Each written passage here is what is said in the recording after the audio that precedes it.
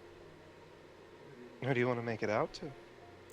She, without looking at him, nods her head in the direction of the VIP booth.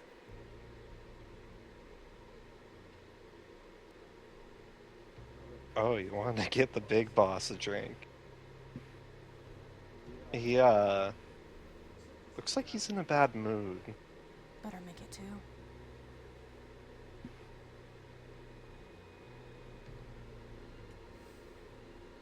Sure thing. Avery's gonna sit at the bar and not watch as she makes it and or takes it to him.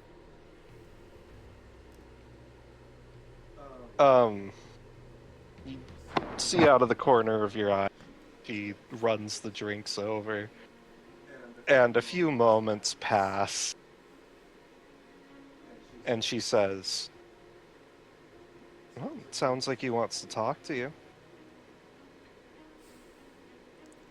She nods her head a little, taps the bar, pushes herself up.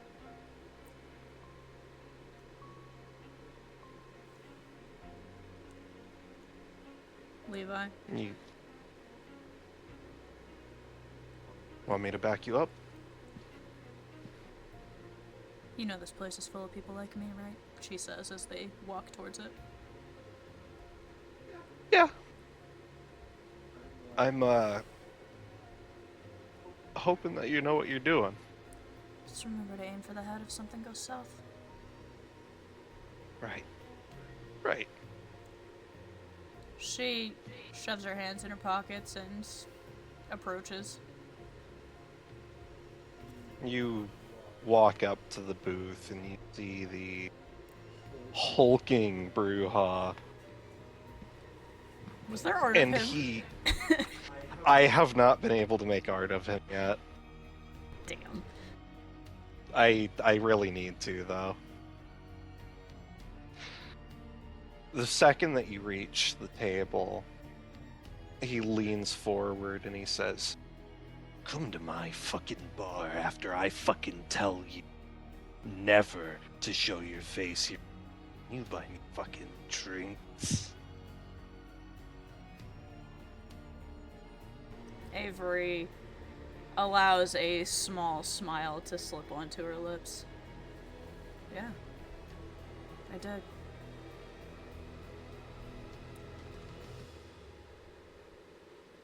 So what, you're just here to rub the dirt in even more? On the contrary, I'm here to talk. Something I didn't get to do the last time we were acquainted. Really? She wants to fucking talk. You come over here, you get me fucking drinks. Drinks that I can't fucking have. Just to rub it in even more. And then you wanna fucking talk? Actually, I've learned how to make these, drinkable for you. She reaches into her bag, pulls out a vial of blood, and starts to mix them with the drinks that Sebastian has taught her how to do.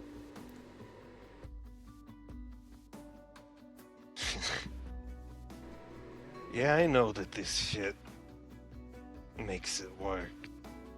Fine. If it isn't an insult, then what the fuck are you here for? I told you to talk. Yeah? About what? Well, first off, how have things been since the last time we were, around? How have things been? Not fucking good. Not fucking good at all. I had to deal with figuring out what to do about my boys dying. And now, I got the fucking Sabbat breathing down my neck. And that pisses you off. You're goddamn right it does.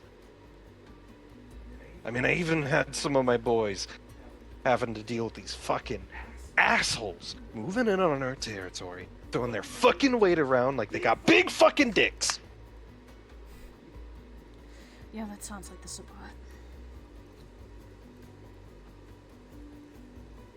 You ever deal with a group of them that stands out among the rest? Like the fucking YMCA boys? I mean, everybody in the fucking spot's a fucking freak show. Ninja. Girl with horns. Priest. Oh, and of course, the cowboy. You would remember him. Those motherfuckers. Yeah, I've had to put up with them. They're the motherfuckers who keep pestering me in my fucking borders. They come into my turf, and my boys are already fucking dealing with you idiots.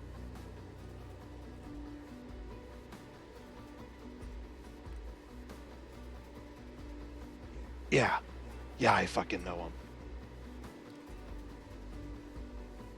What if I were to tell you that they might not be a problem much longer? Yeah. Yeah. Really? Why? You, stooges decide to turn coat? Or is this more fucking infighting? She glances around and leans in real close to him. You want to know a secret? We're not with the Sabbat. Never were.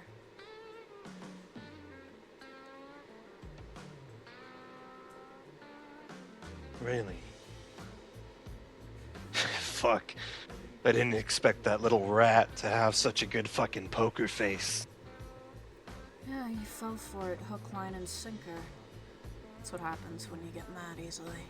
I would know. Better watch your fucking tone. It wasn't meant as an insult. More towards myself than you. Anyways.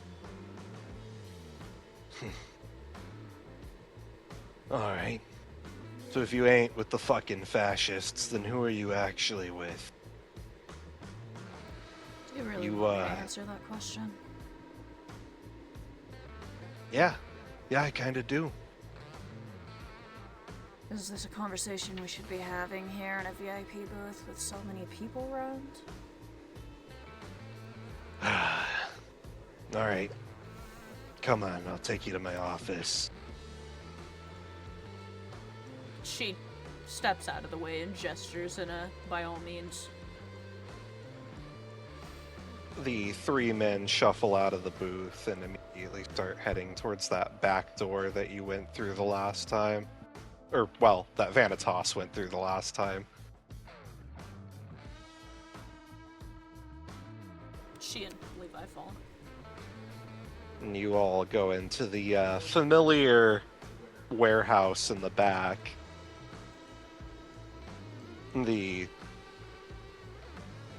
Pass through the brewing setups and go up into a overseer office in the corner. And he sits down behind his desk, a desk which is comically too small for him. The two men shut the door and then stand guard next to it, and then you do. There are 2 seats if you wish to take them. She's gonna sit. I'm imagining Levi does not. Yeah. All right. Nobody's gonna hear us in here. Nobody who's not supposed to. So, who are you with? You some, anarch dumb fucks running around, completely gangless. Aren't you You working with- anarchs? So Yeah? isn't that an insult to yourself? You think all of us are going around Working together, no. Not every gang is on the same page. She. So are you with another gang? She Are leans you on back, your own? rests her arm against the back of the chair, and looks at him. On the contrary, I work for the Camarilla. You're a fucking cammy. You hear that, boys? We got a fucking cammy. And one with big enough balls to pretend they're with the fucking Sabat. Oh. I guess I don't hate you as much as the fucking fascists, but I ain't exactly in good with the cammies either. Well, that's fine. Neither am I. Really? There's a little something you learn in the military. A phrase that gets tossed around to know your enemy.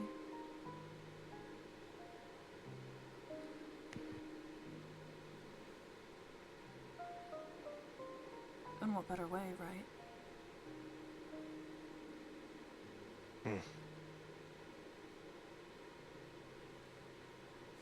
So I take it you're here to ask for me to help you with your little, power bid? I'm here to offer you the chance to be on the right side of history moving forward. The Sabat Really? are a mess, actively causing problems and drawing far too much attention to all of us. The Camarilla are set in their traditional ways and couldn't give a damn about anybody else except those they protect inside their little walls. And the Anarchs are just running around, only caring about themselves.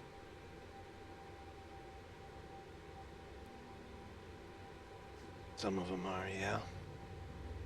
And then there's you. You who, despite it, have yourself a nice place, nice little group.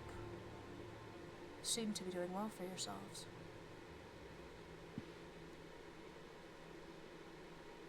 And just why is that, exactly? What do you mean? Why do we organize? Why do we stay here? What the fuck do you want to know? I want to know all of it. Fine. I've always been a biker. Grew up in a biker family. Always loved the culture. I was big on the aspects of community, family. My dad was a good man. He was very proud of the name. Proud of the gang he was in. Proud of that idea of building people up, And, it was always infuriating the way other groups liked to take that good name in vain.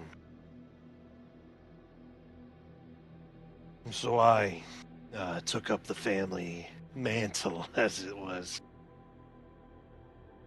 And we were doing a blood drive, ironically enough. Bikers for blood. And got a shovel to the head. Woke up working for a bunch of fucking fascists. Thinking that they owned the world, thinking that they were better, thinking that they could just do whatever the fuck they wanted to people because they were fucking stronger. But this ain't evolution or whatever the fuck they were preaching. This is hell. I can't even eat at Arby's anymore. I haven't been able to try the last 5 different types of Baja Blast flavors.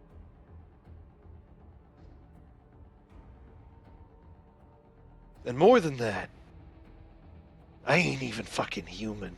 And I gotta deal with all this fucking bullshit. And they did that to me. They took that from me. And I was fucking sick of it.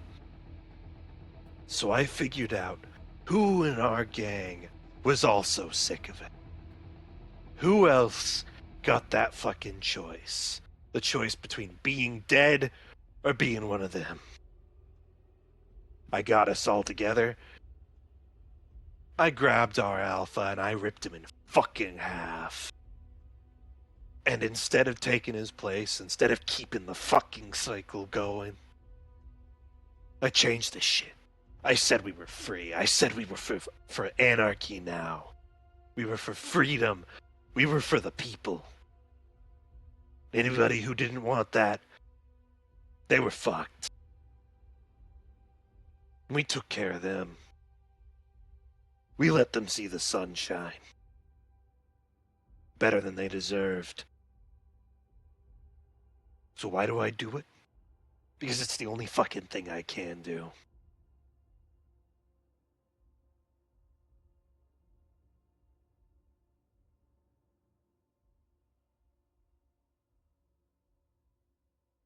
We weren't given a choice. I'd heard the Sabbat were like that. Yeah, some of them are. The stupid ones are. The ones who think that this is a fucking gift.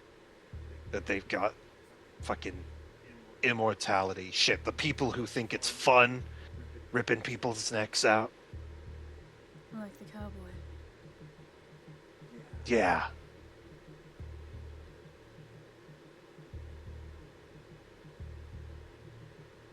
We are not so different. You and I. Really?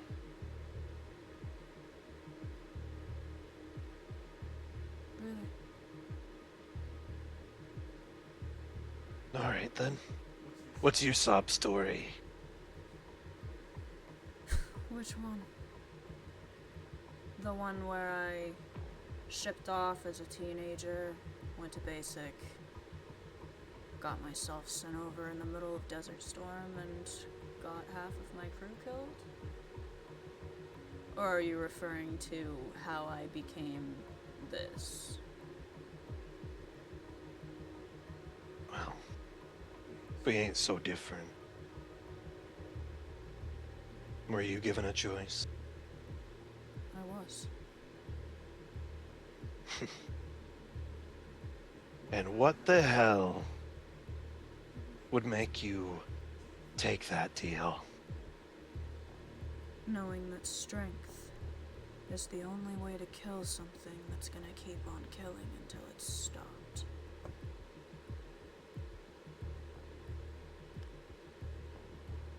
Really? She grabs the edge of her collar and pulls it over to reveal the scars on her shoulder. Shit. Did you get those while you were dead? No. I was given these by a werewolf.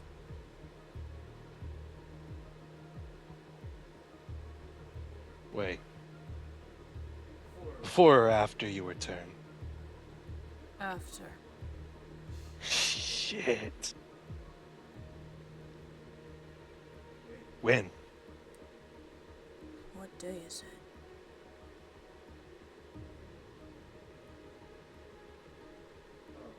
Above game, I'm pretty sure it would have been a couple of weeks. Like 2 weeks ago. Yeah. Given today's date, I would say thereabouts 2 weeks ago. Fucking they ain't healed. No. And it still hurts. Ironic, isn't it? You know what else hurts? All the fucking metal they put in my leg after it got blown up and ripped off overseas. We had all these strange new powers and strengths and abilities, but only up to the point you were at. So I still need this. She shifts her foot a bit. To be able to walk. Yeah. Yeah.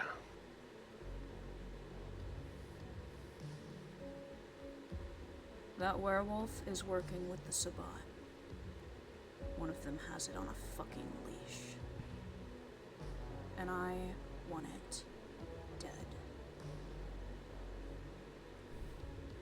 It and that fuck-ass cowboy.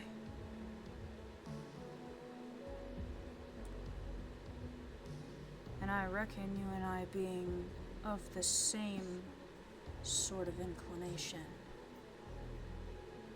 that you wouldn't mind the same thing. Yeah.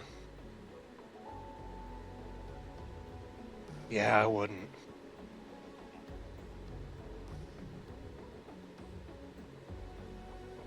But me and these boys, we're family. So if you're thinking that I'm just gonna throw them at these fucking monsters, Not them. You. Me.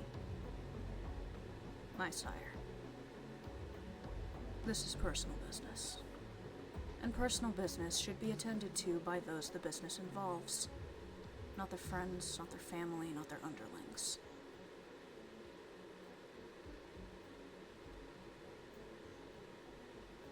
alright. Say I do go out there. Say I don't get ripped in half by that fucking werewolf. What do we get? What do you want?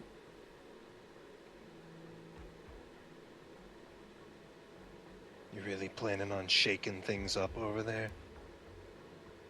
Wow, that depends. Can you keep a secret?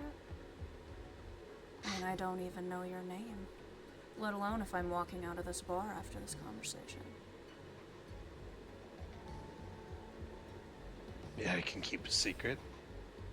Definitely from the fucking Camarilla. She leans forward, bridges her fingers, and looks at him. I'm gonna kill the prince.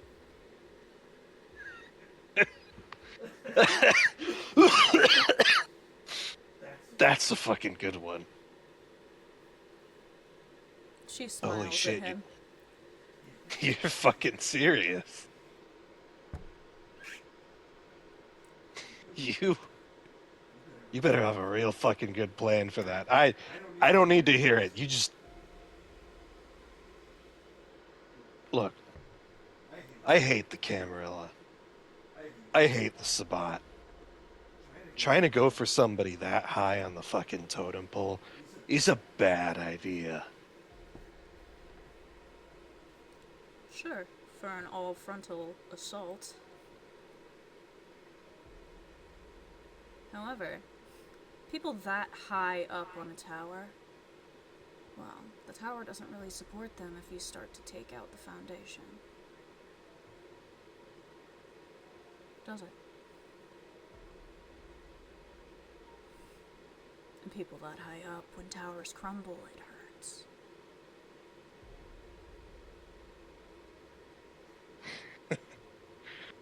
Fuck it, I'll bite. Say you pull it off.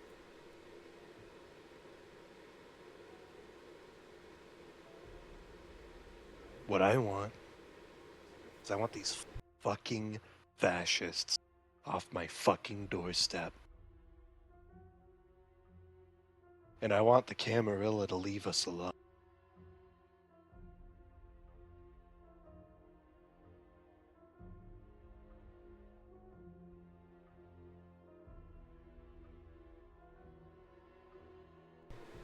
You get up there on that ivory tower, you give that to me. I'll punch every werewolf you ask to.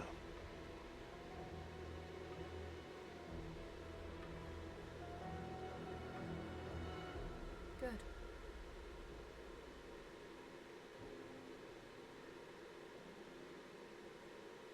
He offers you his massive, meaty hand.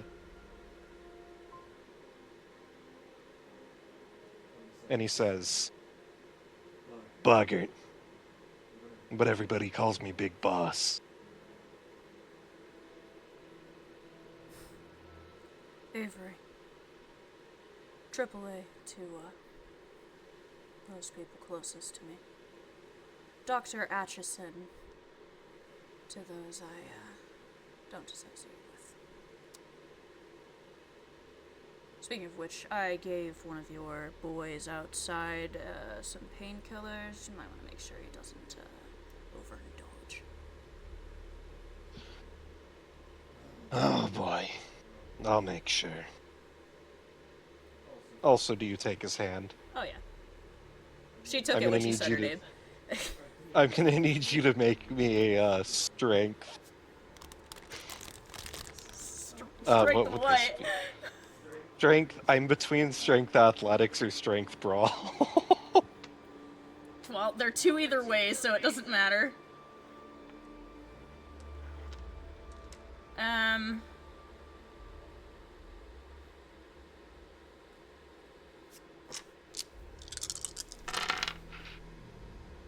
Um.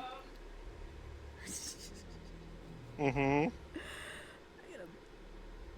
A bestial critical. And another success.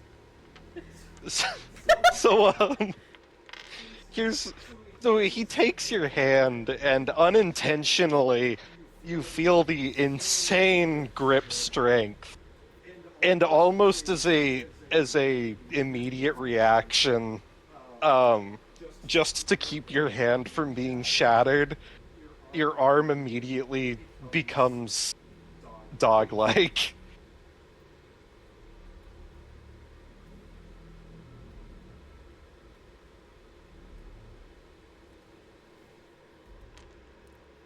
Avery is impressed.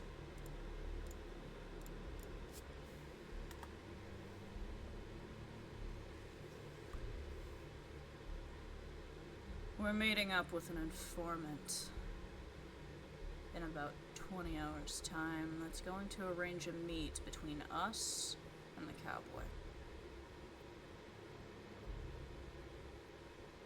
I don't intend to let him walk away from that meeting. Just give me a time and a location, and I'll be there. Good. And should you happen to have any other friends that might have a score to settle with our friends, well, I wouldn't have minded the information slipping out. I'll see if a couple of my boys are interested in some payback.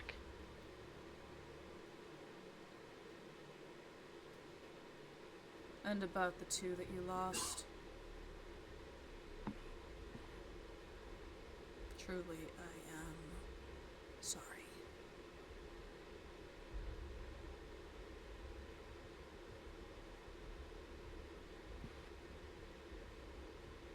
It is, not easy for me to admit a lack of strength or composure with this thing we contend with.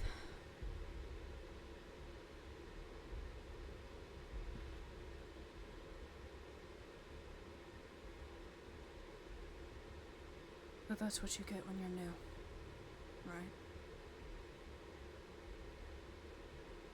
The beast is in us all.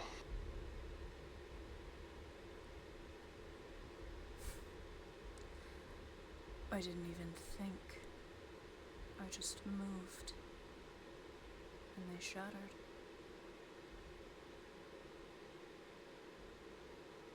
And I hate how easy that is. Yeah. I don't, spend a lot of time around human. It's like the whole world's made out of paper mache.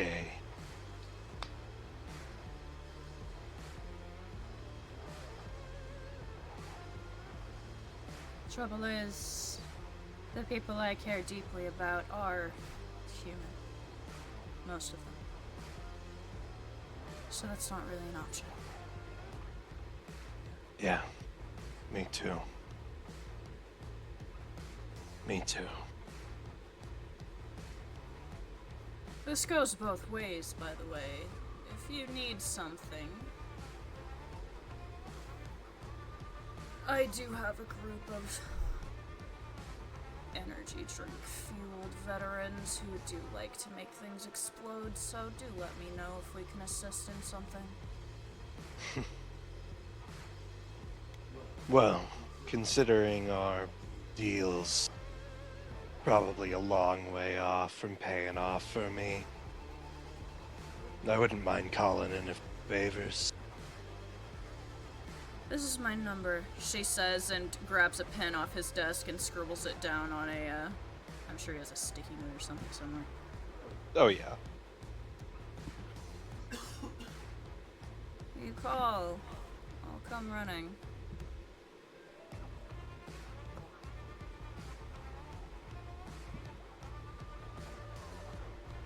Appreciated.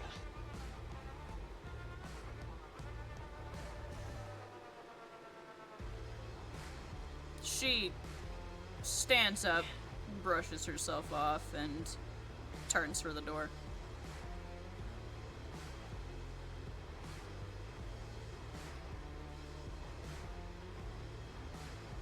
Knavery, She stops. you're not the worst fucker that I've ever had to deal with. Fuck her up. Do I get a jacket? Don't push your luck. Fine. But I'd look damn good in it.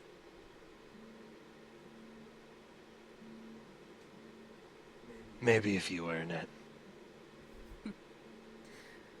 Well, shouldn't be hard to do.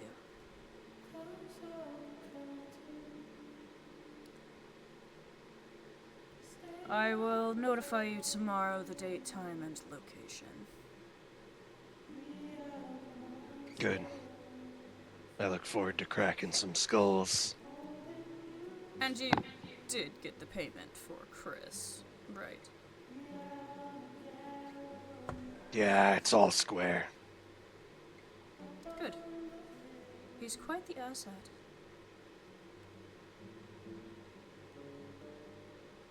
Probably less of a headache to you now that he's not here, to be honest. Yeah. Now that I've had, time to cool down, I'd say it's for the best that I didn't strangle the little fucker. Considerably. You'd be amazed what that man can do with technology.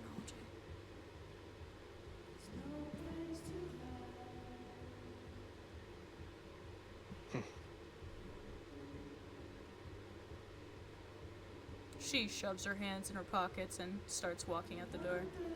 See you around, boss.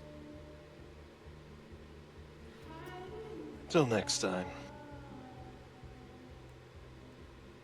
You step out, Levi close behind you. As they're walking out the bar, she says without looking at him, "See, not all my plans are terrible." You can breathe now, by the way. I nearly pissed myself when I saw that guy. And you see why I wanted this to go through. Yeah. I don't even know how a person gets biceps that big. That is fucking insane. It's probably just a brouhaha thing. Maradia? She says, looking around the car. I'm here. Huh. You should be pleased to know we have some new allies.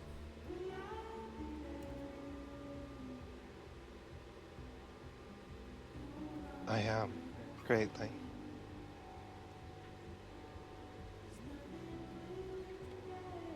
with his strength, no matter how fast that bastard is, if we can get our hands on him, he won't be going anywhere.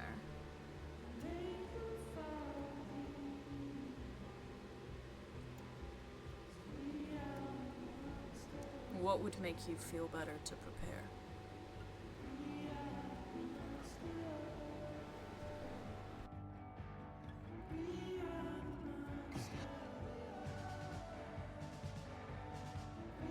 I'm not sure.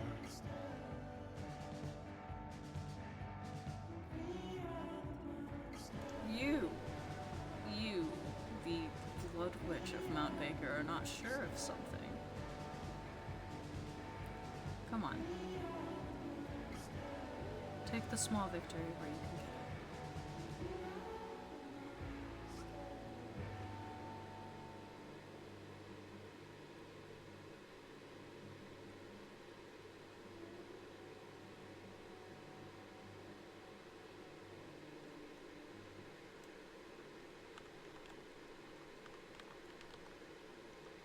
I am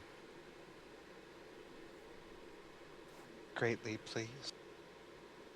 The fewer chances that monster has to run.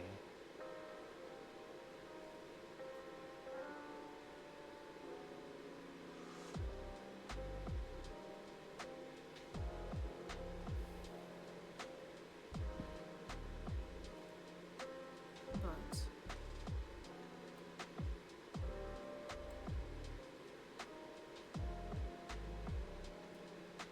As much as I want the look in his eyes, corner, trap, as I encroach, prepared to rip his heart from its chest.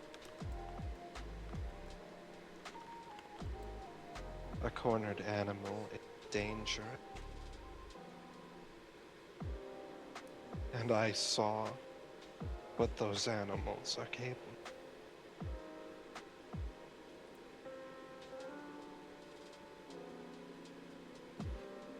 never said it was gonna be easy. I know. But if It it doesn't won't be. hurt at all, then it doesn't mean a thing.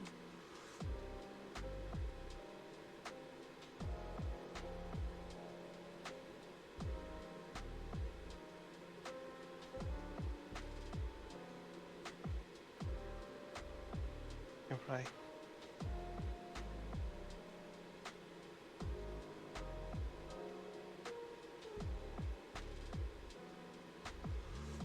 Thank you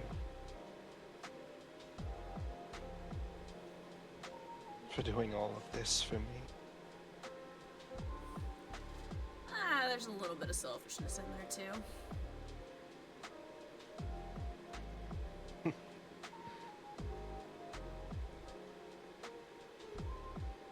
Just don't tell the guys. I do have a reputation to uphold. Of course.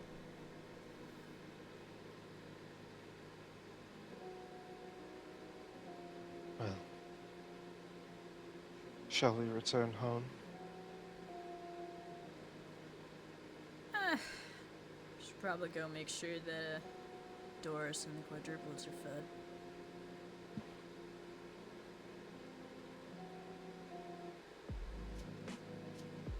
Yeah, they're probably going to be pretty mad at me. Why? Because I've been down here all day? I mean, I fed them before I left, but it's, you know, it's been only like a few hours. And, well, you know how they get. Uh-huh, she says, opening the door for Aradia to the car. So what I'm hearing is you should probably hurry. Yeah. He hops into the car, and the three of you make way for Mount Baker. Avery's gonna text Murphy real quick and ask if there are any updates.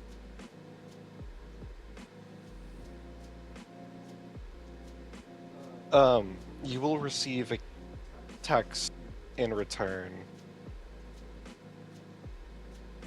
Mostly usual movements. Cowboy came back. Quite a bit of blood.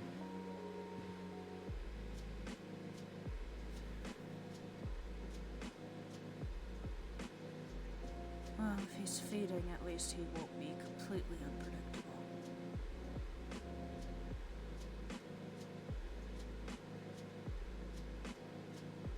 She's just gonna say, good. Keep the vigilance up. I'll have news.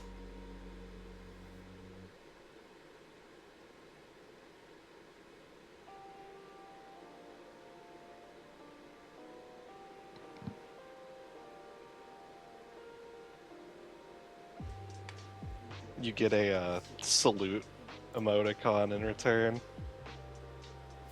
Did they have those back then? They didn't have emojis. They had emoticon, which are the when you draw them with the symbols. You're right. I'm picturing it now. You get an 07. Yep.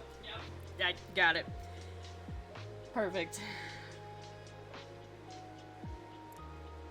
Arati is gonna spend the next 12 hours trying to figure out what 07 means.